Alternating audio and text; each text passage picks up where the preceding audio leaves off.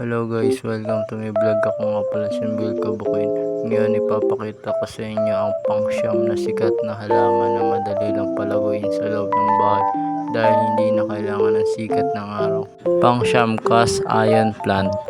Ang planta ng cast iron ay isang pagpipilian na walang pag-aalala para sa anumang hardinero na panloob na halaman. Ang mga ito ay matapang, matibay at artikular na mga halaman na may mga patayong linya na dumadaloy sa kanilang mga dahon na magbibigay sa kanila ng kakaibang estilo.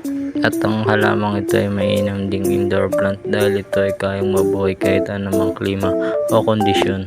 Ang matingkad na berdeng mga dahon ay maganda sa inyong room upang magdagdagan ng tabs ng kalikasan. Mainam na punasan ng basang tela ang dahon nito minsan sa isang linggo upang mas lalo pa itong mapanatiling berde. So ngayon ito lang muna. Salamat sa panonood.